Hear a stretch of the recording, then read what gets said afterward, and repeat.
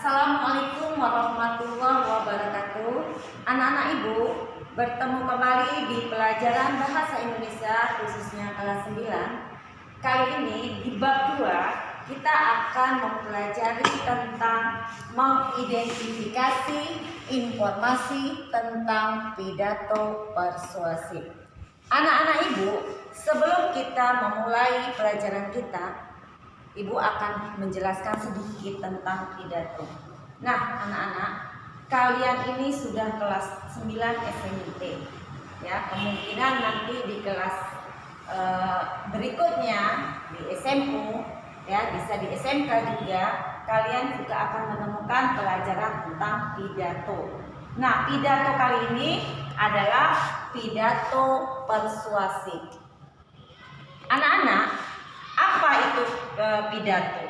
Ya, pengertian pidato yaitu sebuah bentuk pengungkapan pikiran dengan kata-kata yang ditujukan kepada orang banyak di depan umum.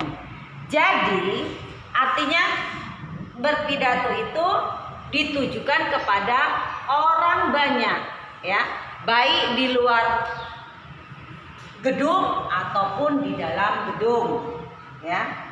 Nah, yang akan kita bicarakan kali ini adalah pidato persuasif. Apa itu pidato persuasif? Pidato persuasif yaitu pidato yang berisi ajakan kepada masyarakat untuk melakukan sesuatu. Ya, artinya apa? Di dalam melakukan kegiatan berpidato secara persuasif, maka seseorang yang berpidato harus memberikan masukan dan ajakan, mempengaruhi orang, ya, ataupun masyarakat untuk melakukan sesuatu yang disampaikan. Nah, adapun prinsip pidato persuasif, ya, kita juga harus mengetahui apa prinsip-prinsip dari pidato persuasif tersebut, yaitu pertama, membujuk demi konsistensi, artinya membujuk orang agar tetap dengan apa yang telah disampaikan. Kedua adalah membujuk demi perubahan kecil, artinya di dalam berpidato kita harus bisa mempengaruhi orang dengan cara membujuk agar apa yang kita sampaikan, ya, menjadi perubahan di dalam diri audiens atau peserta yang mendengarkan pidato. Yang ketiga, membujuk demi keuntungan. Nah, anak-anak, di sini kata keuntungan artinya orang yang berpidato atau memberikan suatu informasi kepada masyarakat itu harus ada keuntungan, ya. Kemudian yang keempat, membujuk demi pemenuhan keuntungan. Nah, ada kata demi keuntungan dan demi pemenuhan keuntungan. Artinya kita dapat memberikan penjelasan kepada orang apa yang disampaikan itu memberikan pemenuhan keuntungan dengan mengambil hal yang positif. Yang kelima, membujuk berdasarkan pendekatan gradual, artinya pendekatan secara berangsur-angsur.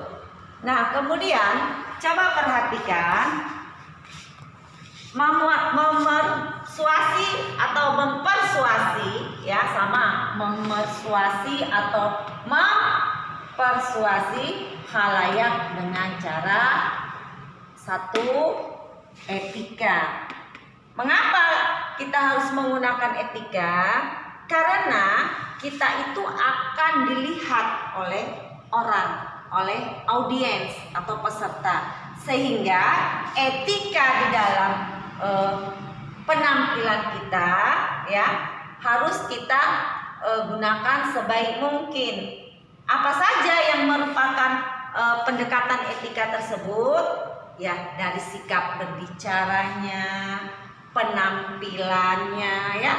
Jadi lihat di mana kita berpidato, kita juga harus menyesuaikan penampilan kita dengan menggunakan pendekatan etika, ya, sikap kita, baik sikap diri maupun cara berbicara kita. Yang kedua adalah emosi. Nah, emosi artinya menggugah perasaan audiens.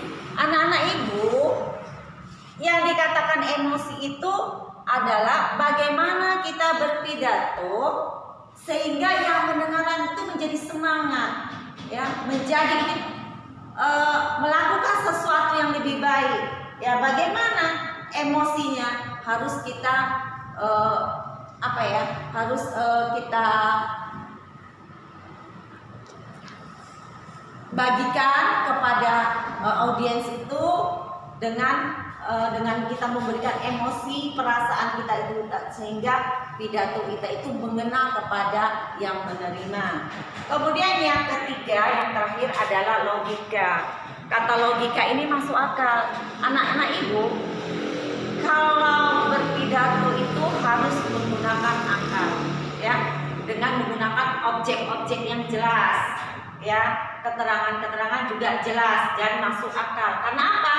Karena dengan kita memberikan pidato kepada orang banyak yang mendengarkan dengan menggunakan akal, orang semakin akan tertarik, ya, berminat terhadap pidato kita.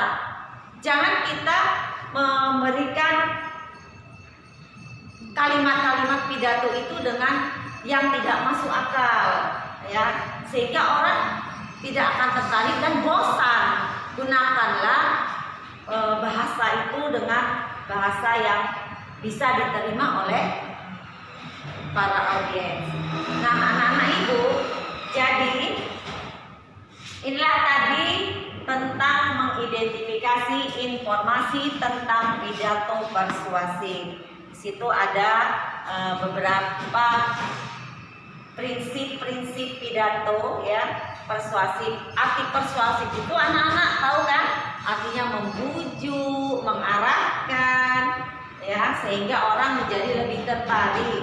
Ada 5 prinsip-prinsip pidato persuasif dan ada beberapa cara agar dapat memersuasi khalayak dengan cara 3: etika, emosi, dan logika.